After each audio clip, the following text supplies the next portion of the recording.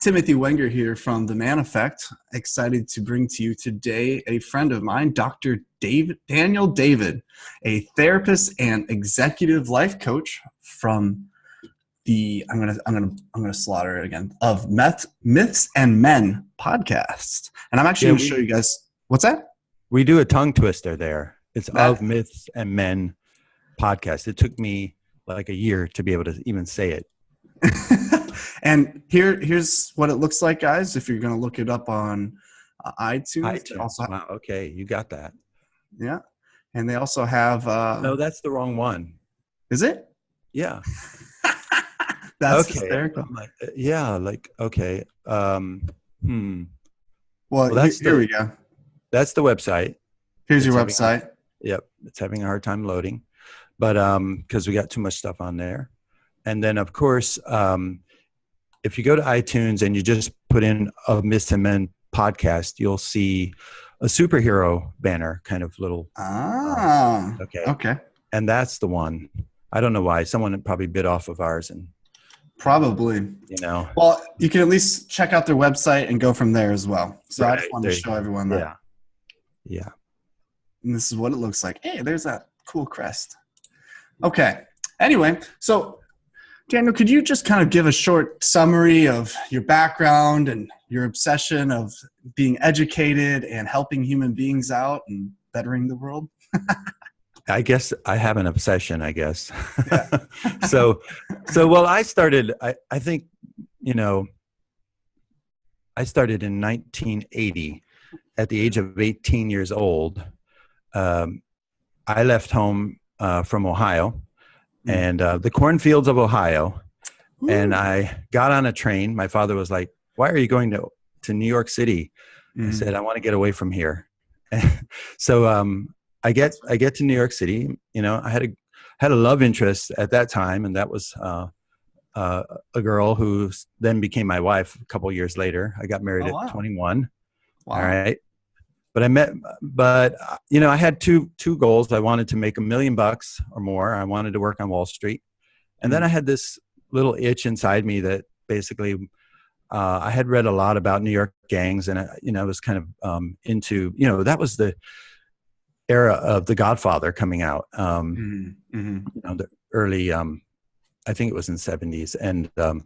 And so I had this real curiosity about gangs, and I read a lot about gangs in New York City, and then so I'm working at Bear Stearns and wondering, what are these crazy guys trying to do there? They're on the 47th floor of 55 Water Street in Manhattan, down in Wall Street, and I'm like, these guys, there are these windows here, and they don't open up, and I know why they don't open up, because these guys would just jump out and kill themselves. As the market would go up and down, you could just see the craziness in these guys. And I just decided in a moment that my friend, he said, he asked me to come and speak at this youth camp over the weekend, and I said, in that moment, I'm quitting this job, and I packed everything up, left it on my desk, got on the elevator and went down the elevator, walked out the front door and didn't tell anyone. They were sending SOS letters to me. Are you okay? Have you died? What happened to you? We have good health insurance. We can help you. And I just said, no, I'm no longer interested. And at that point in that youth camp, I met two gangs, and no one knew that these gang members were coming to this youth camp, and it was about 300 kids. Oh, wow. All teenagers.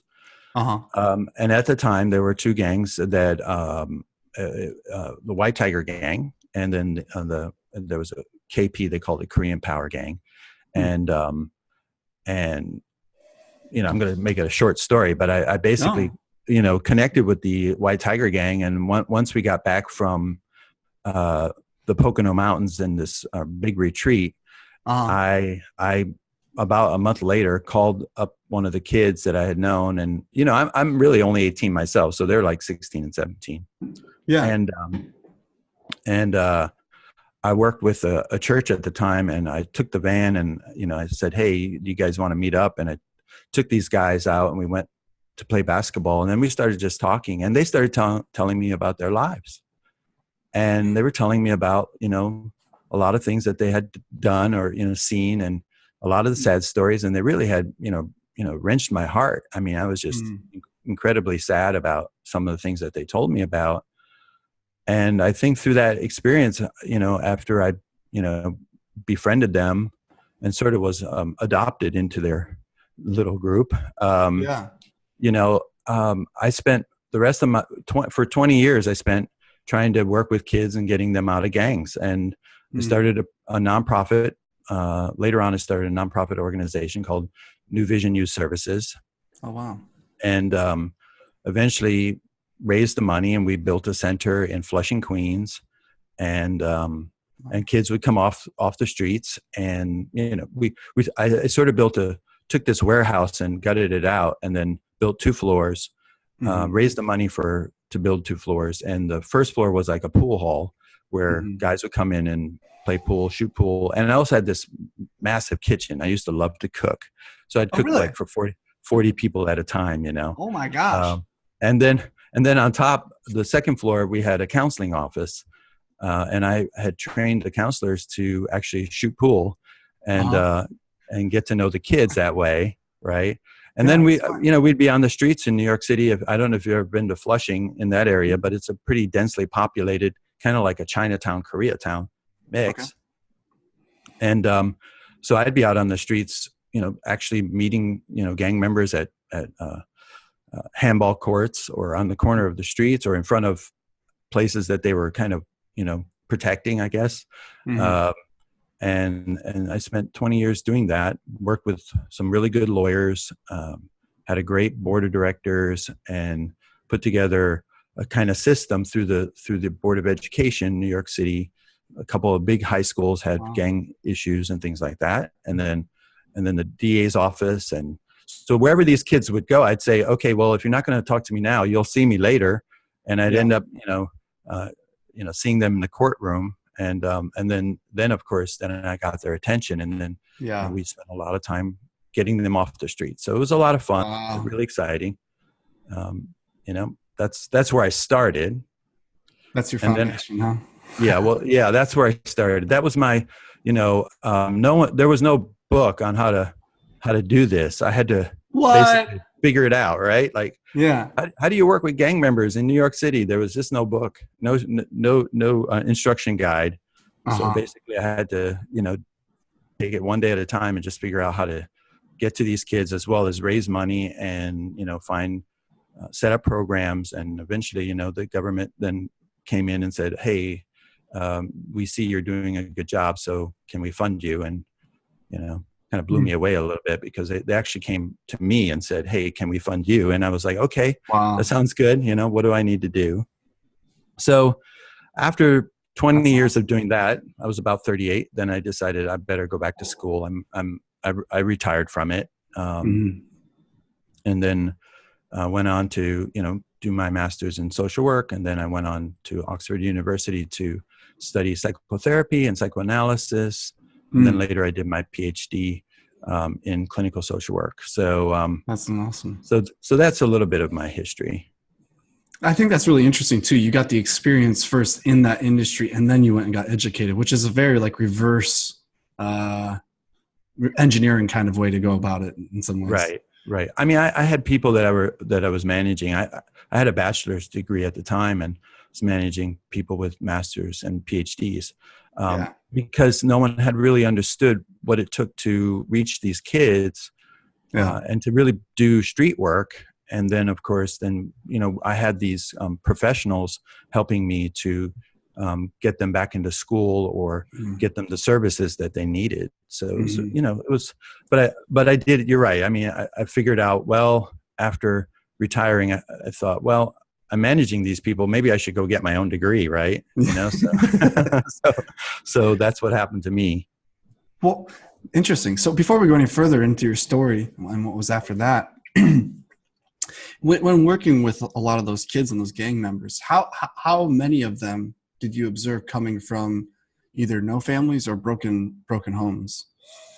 It's an interesting situation. A lot of it, the kids were coming from fairly good families, but they were lured into the gangs because I really felt at the time that parents, because they were so busy trying to make a living, that they sort of figured that their kids would just go to school and do the right thing.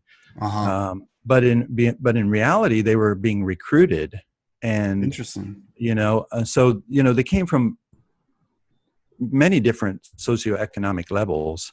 Uh-huh. But of course, the common denominator for me was that number one, they were boys, mostly boys. The girls were the groupies. They kind of hung out with the gang members, but the boys were there. And, it was, when I'd ask them, I say, well, why are you doing this? And they'd say, well, I don't have a lot going on at home. Maybe dad isn't there. Maybe dad's working too hard. Maybe, maybe there's an absent father there.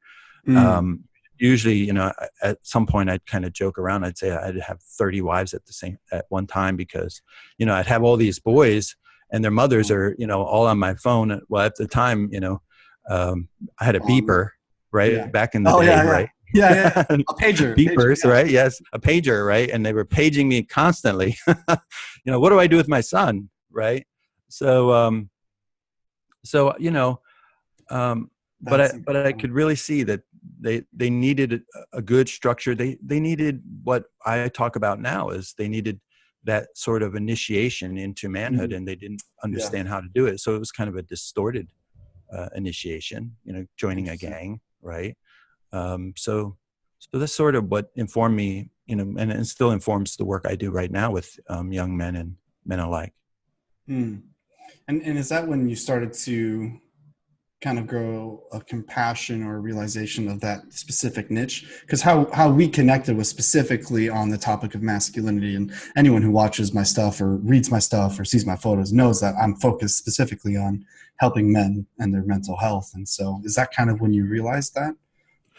Yes. I'm a big fan of the writings of Robert Bly. I'm a big fan of the writings of Gillette and Moore. They did the book King, Warrior, Magician, Lover. I'm a big Jungian fan.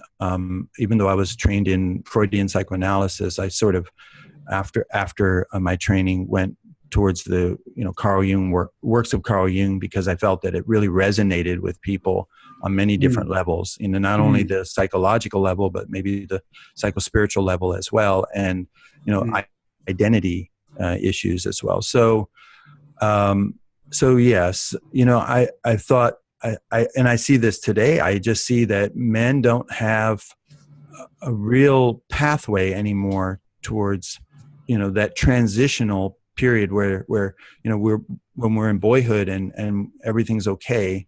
We're trying to be just good boys, and then all of a sudden now we're growing up and reaching adolescence, and there are these expectations that are suddenly put on us, and we don't know what to do. So I get a lot of young guys who come in, and they're in their 20s and they've had really good lives actually.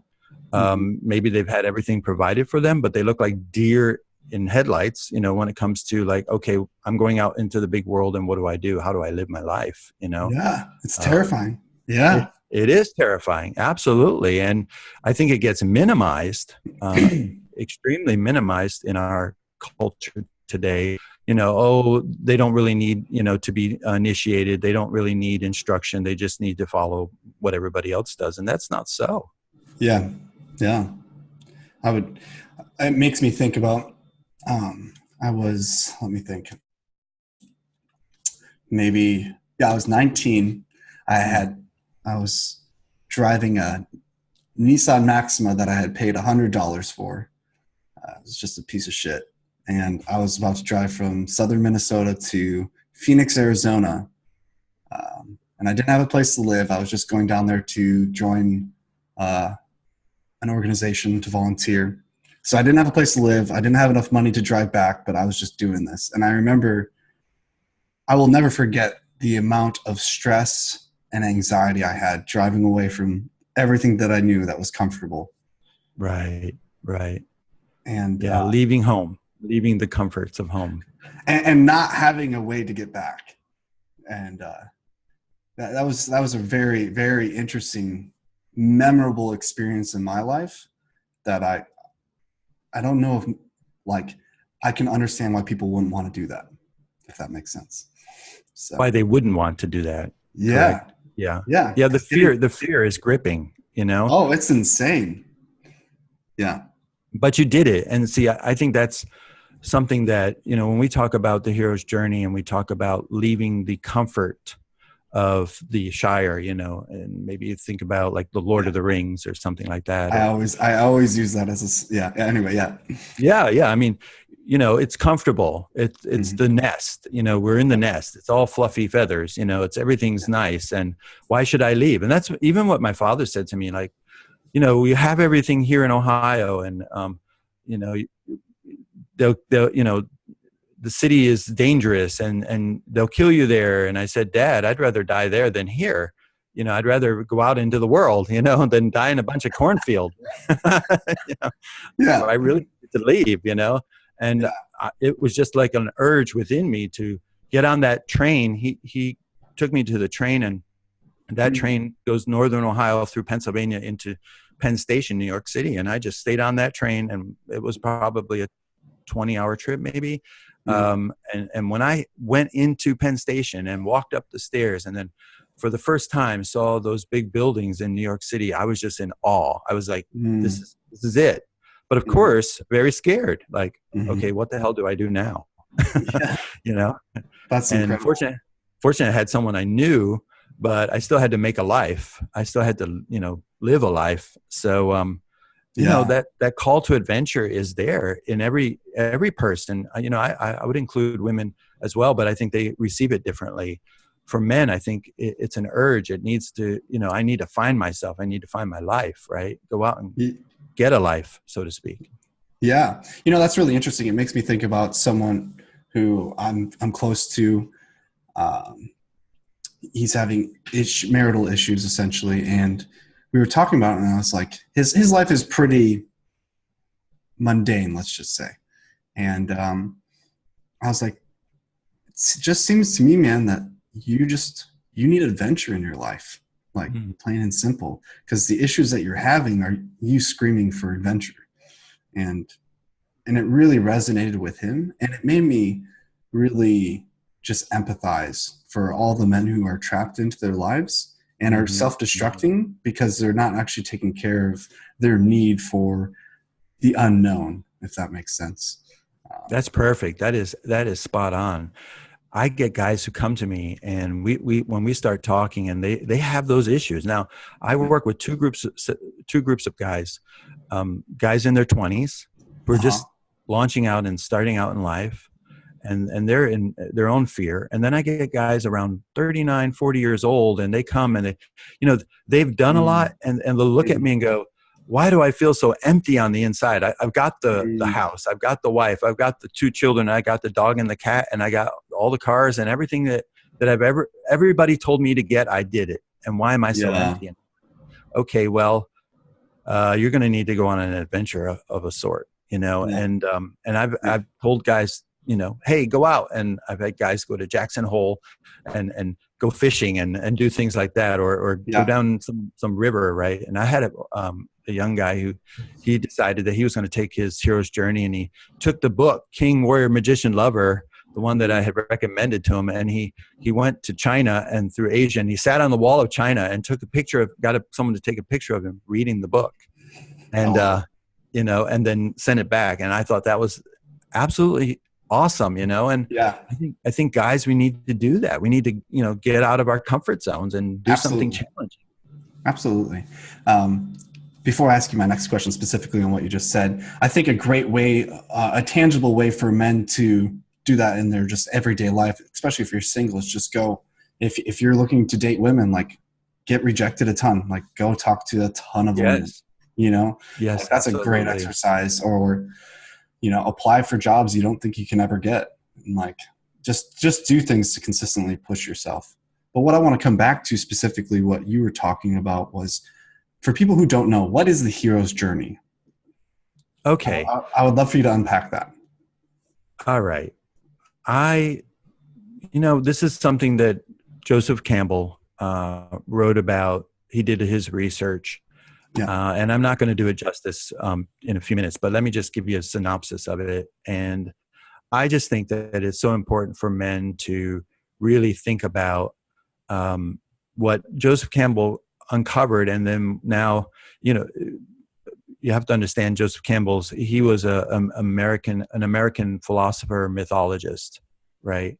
And he went further with Carl Jung's works in that Carl Jung saw that there was a collective unconscious, that we all had this sort of these archetypes that are in our psyche that inform us as we're in these social relationships and connecting, and when we build societies and cultures and things like that. So if you go to, Egypt, and if you go to the pyramids in Egypt, and you go to the Mayan pyramids and the Aztec pyramids, and you'll see similar concepts there that are ingrained in those stone hieroglyphs and things like that, and there's this common theme, so there was the sun and the moon, and then you think the mother and the father, and then you think of the king and the queen, and then you think of the warrior, right? And you see all of these things that are a part of our psyche, and people want to say, and I think modern culture has tried to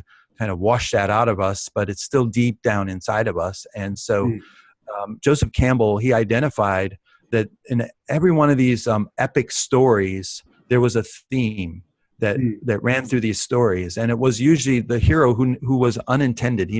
No one goes out to be a hero, right? No one decides, hey, I'm going to go out and be a hero. Let me go find my someone to rescue. You know what I mean? Yeah. If they do, they probably need medication. So it's like, if you're setting out to be a hero, I'm going to recommend some psychiatric medication or something like that. But it's usually when we hear that pull, it's first the call, and then do we answer the call? And so the separation piece, to leave home, to leave the comfort of home, right? And then we get out into this journey, and if at first we get to the gate, and everybody, like my father, says, hey, why are you leaving? Don't leave the Shire. It's really nice here. Hang out with everyone else. And why would you go out there? It's a big bad world out there, and you could just hang out here and stay with the family and stay with us. And if we and I say this because I see this all the time, if we don't heed the call and we listen to those people, the naysayers at the gate, and we stay in the Shire, we will die in the Shire. We will rot on the inside. Okay. So we got to push past that, and we have to say, no, I got to go on this journey. I have to go out there. There's something out there for me. There's something there that I need to connect with in life, right? And then we find the mentor, and the mentor is a guide. And I have found many mentors in my life, throughout my life. This was, it was a man who helped me he was a social worker. That's probably why I'm a social worker now. He was a social worker who helped me he taught me how to write grants. He taught me how to set up organizations. And then after a couple of years of doing that in New York City, he said, now you go out and you start your own organization. He's just like, get out of here. Yeah, get out of here, kid. You're bothering me. Kind of thing, But see, so you find the mentor, and then now you're in the unknown world. And it's a journey between the inner world here of who I am on the inside and what I face out there. And I told you, like, when I saw came into Penn Station and walked up the stairs, then I saw these massive buildings, and, I was excited. This is the journey going on the inside, but also the journey out there. Right. And then what am I going to find? Are there dragons in New York City I have to slay, so I, in order to stay alive. Right. So you quickly learn then who your enemies and your allies are.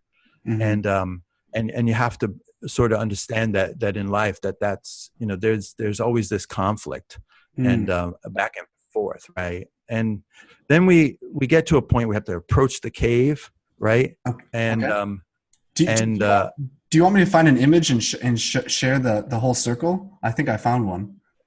Okay. Is that okay? Actually, Or do you yes, have that's one? fine. That works. I think I have one on my website. Oh, do you? Well, That's okay. yeah, those are good. That one's a good one too. I like that one. Okay. Because you're just at the aid right now, which is the helper and Right. guide. Let's see. So on this one's different. This was done by the Star Wars people, which is actually why Star Wars worked so well. I don't think it works as well as it did, but but Which site is it on yours? well, We can I talk. don't know if you can pause it or not, but No, yeah, let's just keep talking and then I'll try to okay, find it. okay, yeah, it should be on there Okay. somewhere on my site, and Yeah, keep going. I'll try to find it. okay, and so we're now like approaching this cave because Mm-hmm. the cave represents our deepest, most inner part of us, the the fears that we have, right? Mm-hmm. So that when we're on this journey, there are these dragons that we have to slay, but then then we come to a place where the cave is, and the cave is this inward journey that we have to look into ourselves and face ourselves. So our greatest fears, for example, like you said, go out and talk to 100 women, do something different than you're used to doing, something that's uncomfortable. And these fears are actually the deepest fears that we have of rejection, of shame, right? And of course, Jungian psychology talks about the shadow. And so deep in the cave, so the cave still is a part of us and it's inside, but deep in this cave are all of the parts of us that we rejected, or Mm-hmm. that were shamed, or others rejected in us and were Yeah. shamed. We push them down inside. And then we have, it takes on its own persona. It takes on this shadow. It's called the shadow, right? Yeah. And Shadow. this is where George Lucas did it right, because I think he got it straight from Joseph Campbell. It's Yoda, the teacher, the mentor, teaching Luke Skywalker in the ways of the Force. And Yeah. then he tells Luke Skywalker, because Luke senses that this cave has some deep evil in it, some deep darkness in it. Yeah. And Yeah. he says, basically, you have to go in there, Yeah. right? And he does. He goes inside the cave, right? And it's misty and it's dark and it's scary, right? And and then all of a sudden you see this lightsaber light up, and it's Darth Vader, right? And Darth Vader is in this cave, but Darth Vader is a really good image of the shadow, right? This at the end of when you see Luke finally save his dad, right? You can see that he's a worm of a man. He's diseased and he can hardly breathe, right? He needs this suit, right? But it's the pain, it's the sorrow, it's the shame, it's the anger, it's the hurt, that's inside of us, and it takes on its own shape, right? And I tell guys, look, if you're going to need to deal with your shadow, because if you don't deal with it, it's going to deal with you, and it's going to come out and sabotage your life many times. And so we have to go into that cave. Now, sometimes I do agree that some things are pretty intense, and we may need a professional help, like a therapist or counselor, right? Yeah. But we need to go into that cave at some point and really face ourselves, right? So that's the cave part, and that in the cave we work with our shadow, and we learn to embrace the hurt and the pain that we have in our lives, and we learn that through the pain and through the hurt there's this gold. That's Robert Bly's contribution, is the gold nugget. They find this gold, right? And then you take this gold and it's on the road back to the Shire, you have this elixir and this wisdom because you went through all of this, and then you take it back and you teach it to other people in the Shire, and you show them, hey, I went through this whole adventure, I went through this journey, and this is how I changed, and this is how I grew. And then men can do this and women can do this over and over, many times over and over throughout their lives, and they will many times. So that's it in a nutshell. I'm probably kind of massacred it a little, but For someone who That's how I see it. has never heard of it, I think that's a great start. And realizing and being able to observe that process in your life can be very insightful, in my own Yes. experience at least. So, but anyway, so we went down a bunny hole, but I don't think everyone knows about that, and that's why I wanted Right. to highlight it. Um, Right. so kind of to jump back on the train where we were at, you've been working for 20 years. You went and got a higher education, and in the meantime, you started to realize you were having a passion to help men and men's work specifically, and that's what you're doing currently as well now. And Right. so kind of just paint a picture of currently all of the things you have your hands in, because you seem to be a very active individual. Oh yeah, I try to be, right. Well, okay, so so I'm working with my colleague. His name is John Parker, and he's a therapist as well. Mm-hmm. And he and I started the Of Myths and Men podcast, and we started about a year and a half ago. We're not great on social media right now. We're still learning our way, Yeah, but we really like to put out content because we want guys to be able to listen to it. And he's a geek like me, and we sort of bonded together.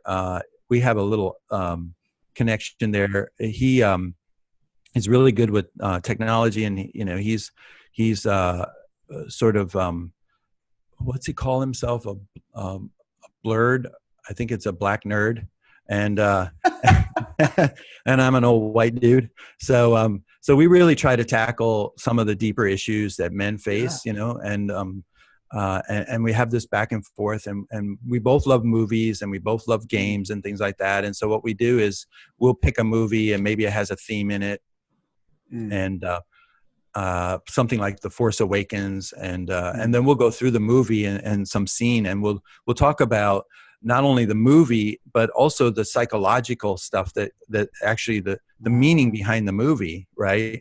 And apply it to our lives and apply it to our own psychology. So we decided that it would really help men to, especially men who are interested in these, in film or music or art and things like that. We've done famous musicians. Let me think.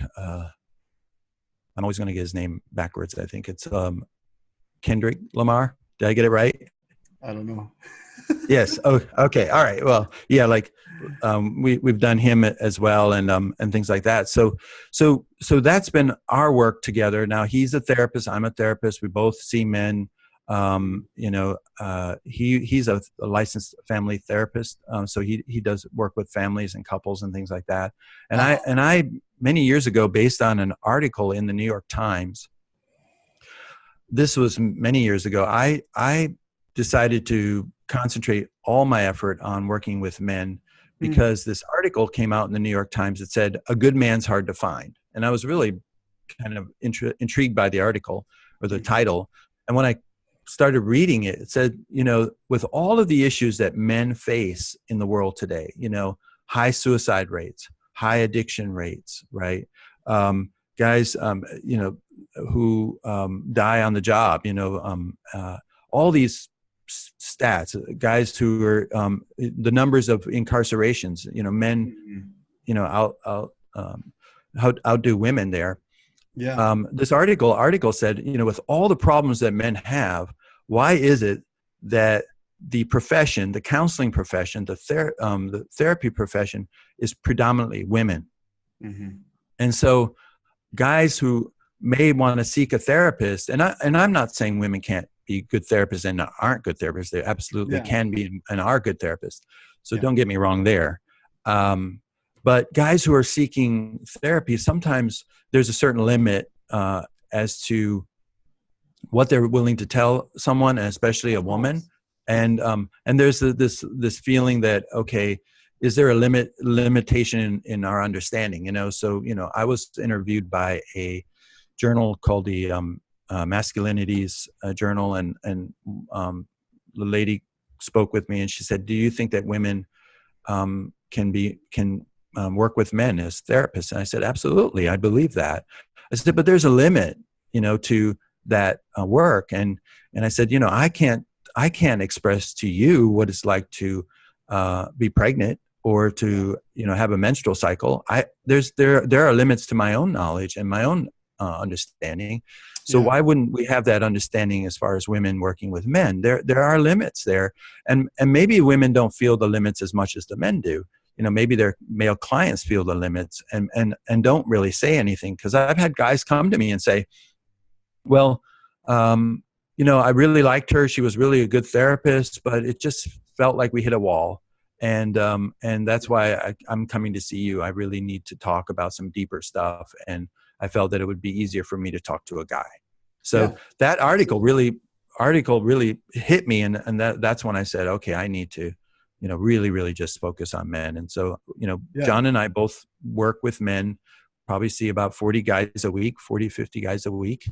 I have groups. And then of course, so now we're doing the podcast, we're doing the, therapy. And then we're also going to start doing some YouTube, videos to help guys, like little short videos and things like that. That's awesome. So that's where we're at right now. Yeah, man, that's a lot. Well, I get up really early. John's like, no, I can't do 5:30 in the morning. I'm like, come on. The day's just starting. I am not a morning person. I was just telling someone that the other day. I need to get that under control. Oh my gosh. Well, so what I'm curious, and as you're working with men right now and you're doing groups and one-on-ones and all of that, what is a common hurdle that men are facing that you're seeing currently?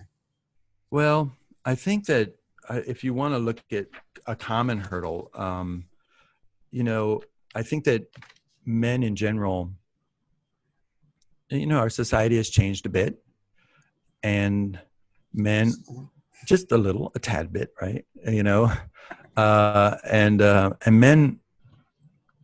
men want to find their place in the world just like everyone, Yeah.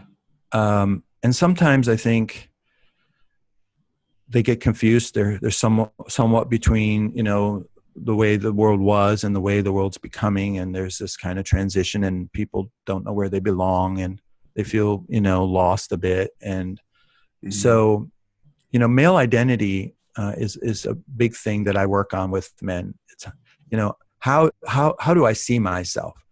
Now, some people want to, kind of denigrate male identity in lately, but male identity is significant when we're looking at ourselves in the mirror. Absolutely. Right? Like, and what other people see in us. Yeah. I think that it's still a valid way of working with ourselves. So I look at identity as this, spinal cord in us, that this identity that we put things on and we hang things on and we build around, right? I've often said that identity is like a rudder of a ship. I mean, if you have this $1 million yacht floating on the ocean, but it doesn't have a rudder, it's not going to go anywhere, right? It's not going to do anything. Yeah. Right. And so a lot of guys come and they have a lot. I mean, they may, I work with all socioeconomic groups, but even the guys who have a lot don't know what to do. They're kind of lost. And so it's indicative to me that, that identity runs through it all, and it doesn't matter where you're coming from. If I don't know who I am, and if I don't know what I really want or what I'm really about, how can I make the choices and decisions that I need to make in life, And so we work basically with male identity. I think that's the key to, we all can have an identity. I remember working in New York City, and I used to say I could do a gang fashion book every year, because back in the back in the 80s and the 90s, it was always spiked hair and earrings, or so then they would have the big spikes like here, and then one year they'd all be like this, and big spikes, and then they went to spikes on the side, and then and the leather jackets, and then the chains and the earrings and chains around their neck, and it's like every year the fashion would change, right? And I'd say, well, they're just trying on different identity, right? Yeah. Yeah, of course. You should have We taken all do. photographs of every year different down the different fashion for sure. That would have been great. That would have, I actually said that one time. I said I could have my own Vogue magazine for gang fashion. New you York know, gang fashion. yes, That would have been good. But yeah, that it's would have true. been fun. The male identity, I think, is um, being exposed at how unstable it is right now. If that's a more roundabout way of saying it, like it's my observation that a lot of men are extremely insecure and Mhm. feel like they're being displaced and they don't know who they are or where they belong. And um, it's, yeah, I just think they feel threatened in a lot of ways. Absolutely, you're spot on there. I think that, you know, it was your survey that really connected us, and Oh yeah, yeah, yeah, that's what it was. Yeah, it was your survey, and it was like popped up on my Facebook feed, and I'm like, okay, somebody's listening to me. My Google's listening to me, or Facebook's yeah, listening. I seriously. got your Facebook feed, or yeah, your survey, and I was like, wow, so I'm filling out your survey, and then I put that little thing in the bottom. Hey, I want to talk to you, right? Because Yeah, male identity is so essential, yeah, and and and I think it's it's I think so it's unstable. Pardon me. it's so essential. It's so Sorry. essential. I mean, Yeah, look, and I think it's unstable not because there's anything really bad with it. Okay, it's yeah. because yes, that's the Here, survey. Yes, here's a cool. survey. Anyone who's Yes, watching, go take this. I want yes. as many people to Please, take it as please possible. take that. Yes, that's really an awesome survey. I want to 100% recommend that survey. And it So takes like 60 seconds to take. it's it's a good survey though. I really like it. Yeah, And I'm interested in the future, what that's going to turn out to be. yeah. Maybe a book for you. I hope so. Yeah, that'd be cool. That's So, crazy. Anyway, keep going. Keep going. well, so identity is not so unstable. It's just that I think we've gotten a lot of players in the world of academia that want to destabilize the Mm, masculine identity, and but I know that I'm going to take people to task on this. I know that, and I have seen this for years, mm, um, and I'm collecting my own data on this. That when men work on their identity, and they can have whatever identity they want. I'm not here to give a stereotypical identity, yeah, yeah, but yeah. they help, through this process, they find out who they are and who they want to be, and they build confidence around themselves, right? That they Yeah. heal better. Men who work on their identities and see themselves actually heal better than this Yes. mumble jumble stuff that I'm getting on the internet, that I always see that, masculinity is fluid. Well, I don't know what you're talking about there. Actually, I do, but to me, it doesn't make sense, Yeah. because masculinity is just basically how a guy sees himself. Okay, Mm, end of the story.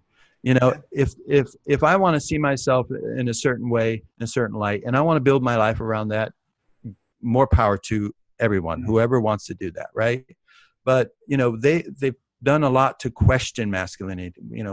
At some mm, point we'll probably talk about toxic masculinity, which yeah. is a toxic word, and it's abusive. And Yeah. but male identity, when we do the work and we work on ourselves, it actually makes us healthy, and it makes us stable, and Mm, it creates growth, and it creates life, and it mm, gives us real strength. And we're not we're not here to dominate people.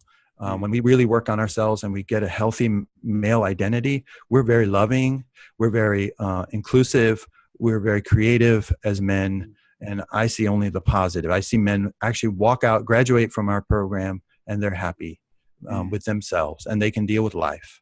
That's all we need. That's all we need. mm. So that's my little spiel on male identity. I love it.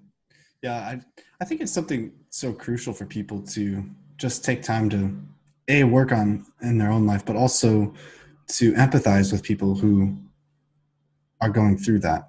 I don't know. I have such a heart for men. I'm just like, man, like I just don't like seeing men in pain. Yeah, Drives me nuts.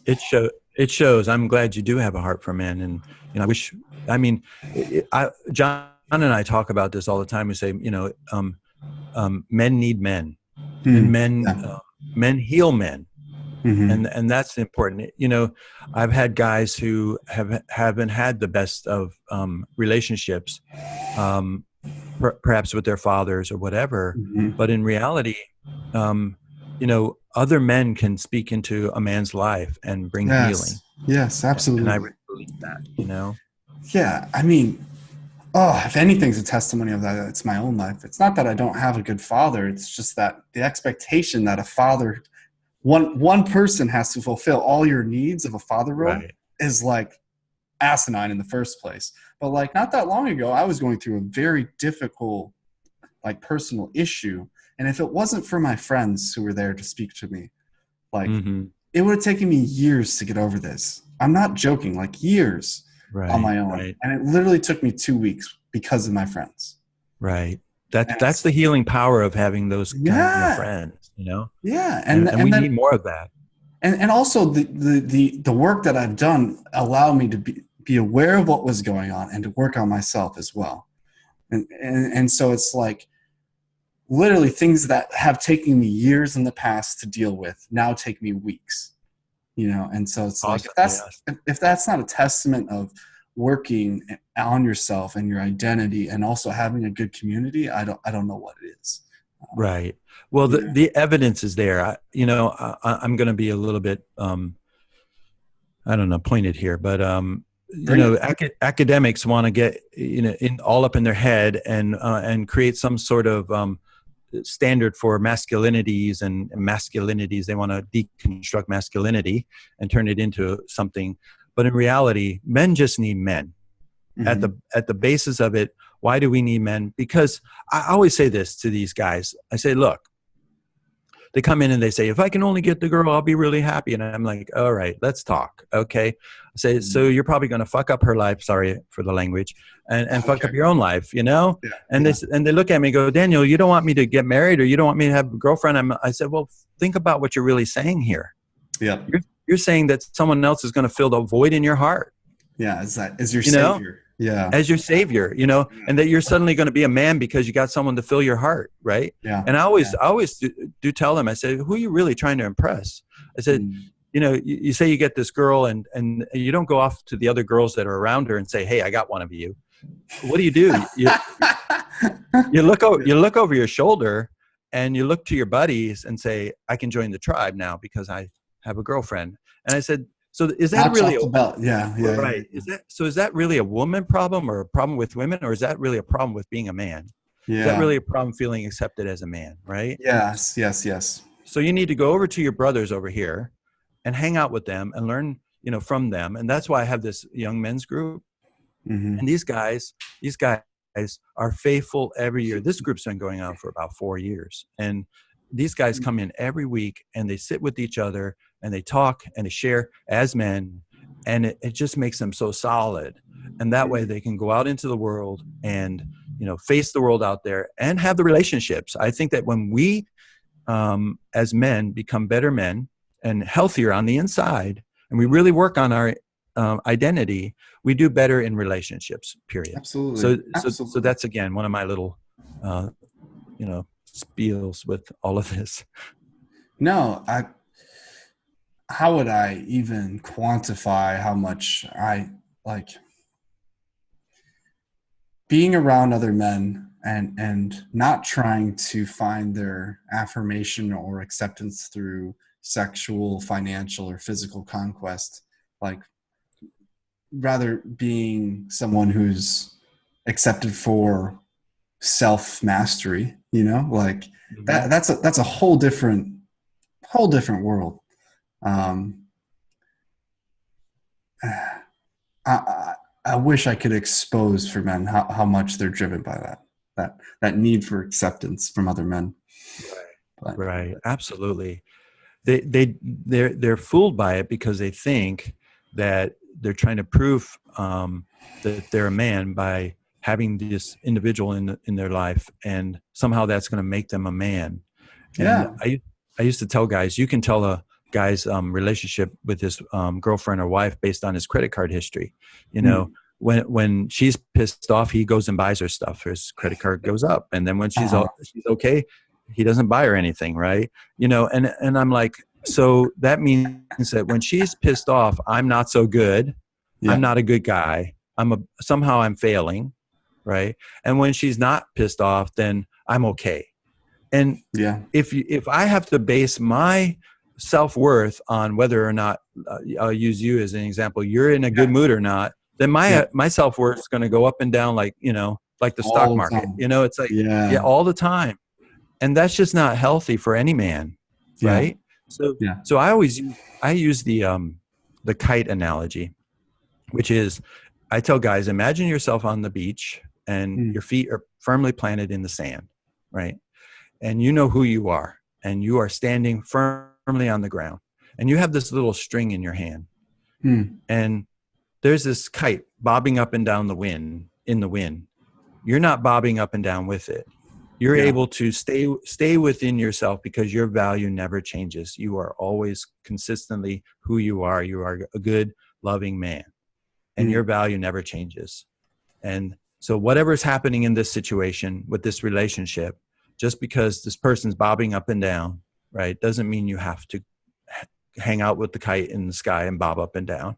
You just stand firmly in who you are and believe that you are good and that you're a loving, caring individual, and stay there with your confidence, right? And life will be better, because this person who's bobbing up and down anyways needs someone to be stable, first of all, right? So why not just be stable and don't join the chaos, right? So that's something that I think men need to really work on within their own identity, is that I'm okay as a person. I'm a loving, caring man. Yeah. Just to ground them. Yeah. I love it. Kite in the sand. I like that. That's good. On the beach. I love beaches too myself. Oh my gosh. I'm just like visualizing it right now. Well, why don't we do this? Let's wrap this up with giving the people watching very basic foundational tools to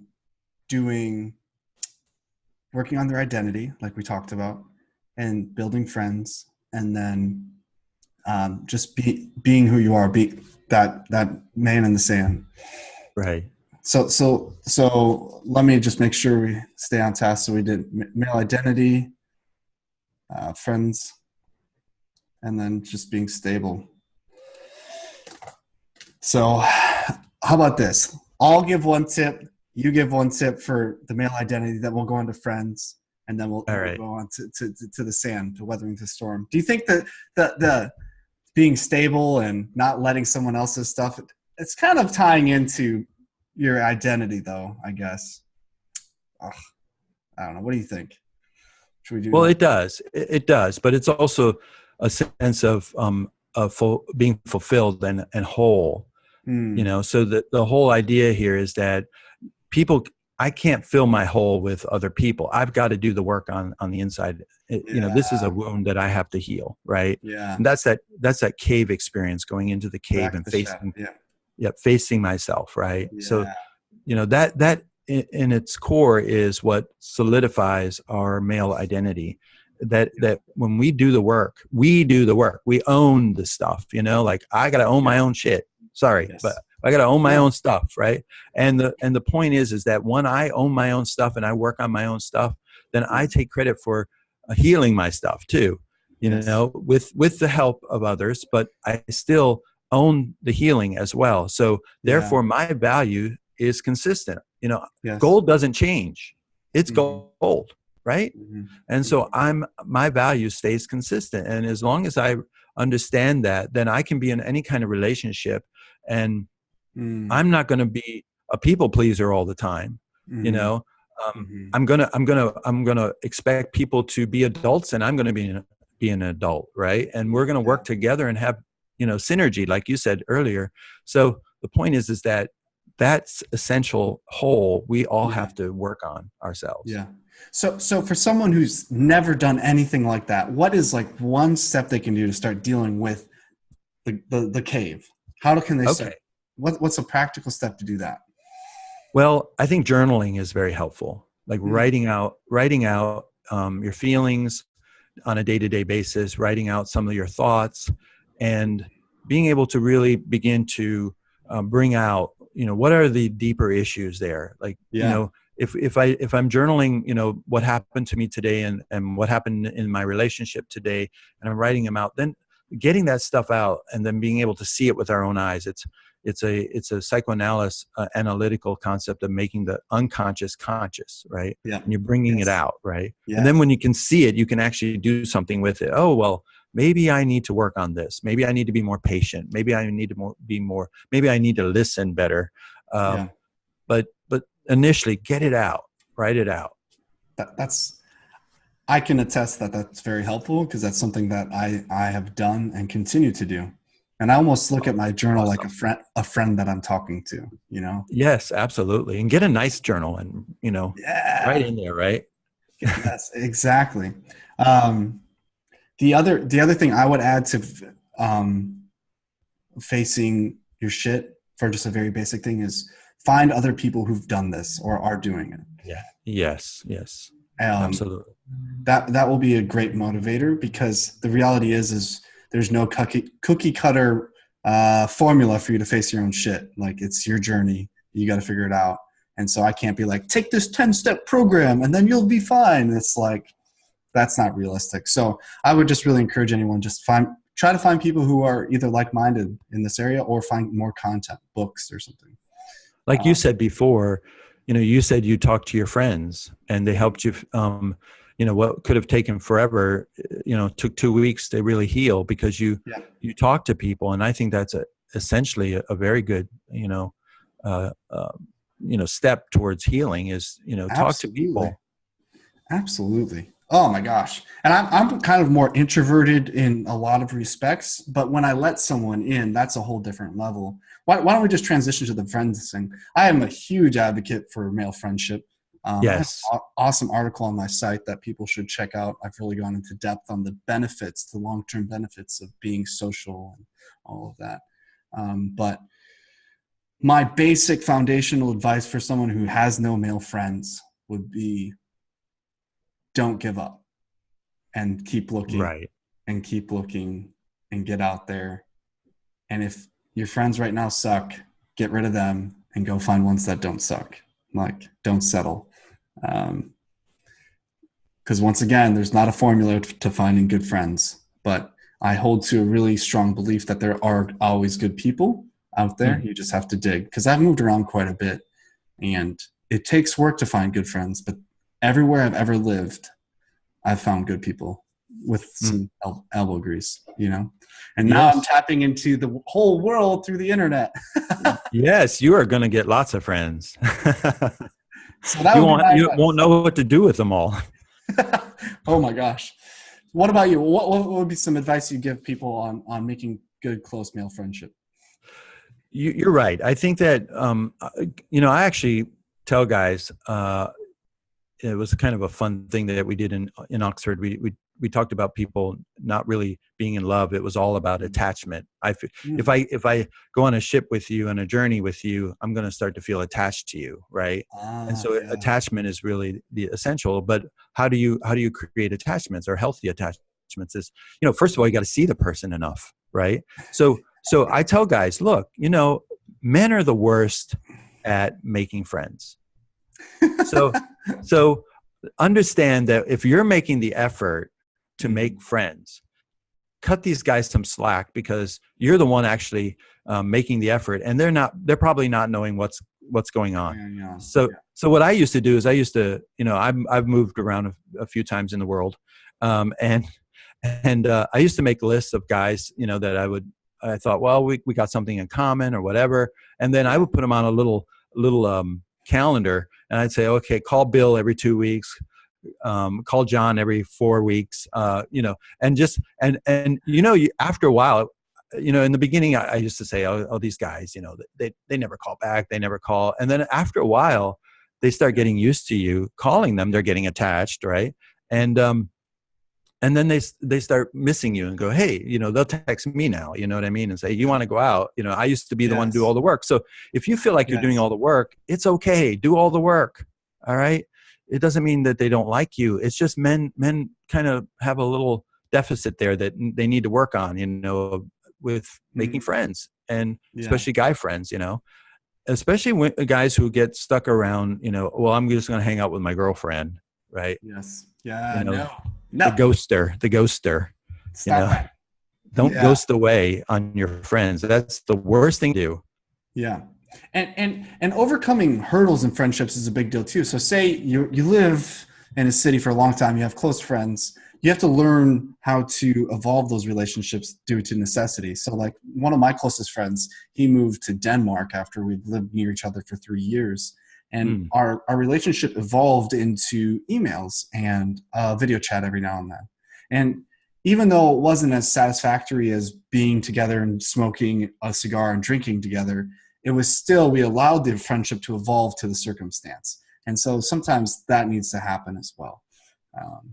Absolutely. That's important, because guys do move away, and then we think, well, now they're out of my life. And yes, that doesn't have to be, especially in the world we live in with all of this technology. Where are you and I right now? We're not in Atlanta. No. Well, you aren't, I am. I'm in Serbia, There you go. This is incredible, right? So yes, it's incredible. I love that. Well, let's move on to the last point of advice, and then we'll wrap this up. Okay.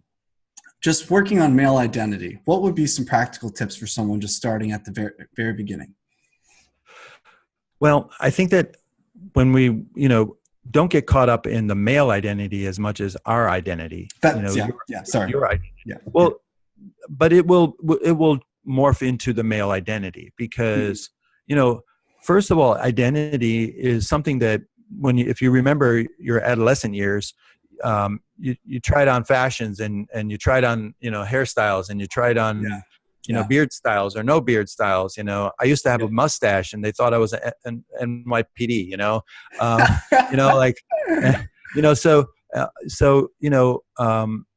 so identity is something that we can work with and we can kind of develop, and we each have our own identity. And then there's this central identity, what do I expect from my life? So I really think that men, a core, essential identity for all people, but really men, and we can see this in the media today, is integrity. I'm consistently who I am when people aren't looking. Yeah. I'm not just living up to some sort of public persona, but I'm the same person. Yeah. I tell guys, a lot of times I tell guys, look, if you met me out on the street and, or if you met me in a certain place, you're not going to see a different person, because I'm going to be as real with you right now as I am with people I know in my personal life, right? That's having integrity. And I think that's the essential foundation for being a man. Yeah. Yeah. I think I love that. I think the only thing I would add is just face your fear. Right. Like, absolutely. And you probably don't know that, like, I didn't know how much fear was holding me back from finding out about myself. And it's just like, just continually feeling rejected or not knowing what to do or all that. Just stumble through it. Like, don't fucking wait for the stars to align. Like, Jesus, start today. Right. Absolutely. So I like that. I tell guys, don't hang out in front of the cave and say, oh, it's a nice cave. You actually have to go into the cave. You actually have to face your fears. And I mean, it's a cliche example, but skydiving is a great, great example of facing your fear. Like, you're up in the plane. Like, when I went, I was fucking strapped to some dude who was a foot shorter than me. And like, oh no, we're jumping out of this plane, and it's just like, we just got to do it, And I, even though it wasn't like the most pivotal thing in my life, like, it was a great representation to me of like, you just got to do it. Just jump out of the plane. You're going to be fine. Enjoy it. Absolutely. Absolutely. That's awesome. I guess I got to put skydiving on my bucket list. But that's really cool. You did that, huh? Wow. Oh yeah. Yeah, there's Groupons for it. It's cheap. It's not that bad. Groupons, I don't know. I don't know if I want a discount. I'm going to get the guy who really charged me more. Side note, it was Yeah. definitely a discounted place because the plane we flew up on was a piece of shit. I thought we were going to Oh, die I bet for a sure. tin It's like, cannon in the sky. Okay. we could barely fit in the thing, but that's a whole nother story. Well, thank you so much for being on. What I'm going to do is I'm going to put Well, links to thank you all for of having me. I your appreciate it. websites. I'm also going to put a link to my website on YouTube as well. Is there any way that you think is the best for people to reach out to you if they want to get in touch?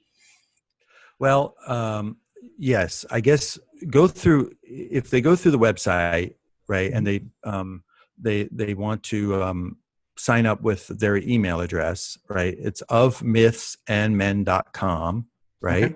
Okay. Yep.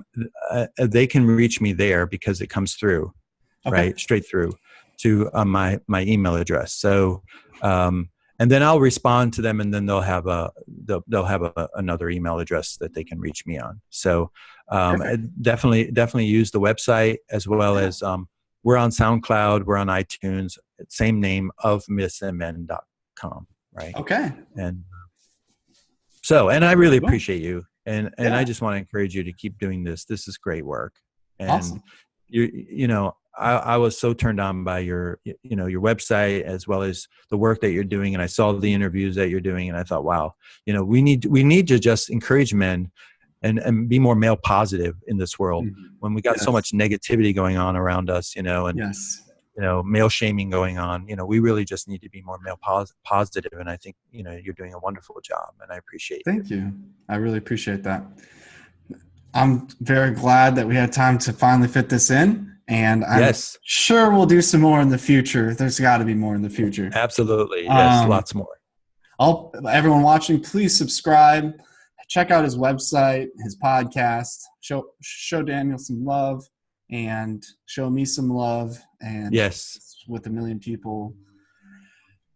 And I guess that's a wrap.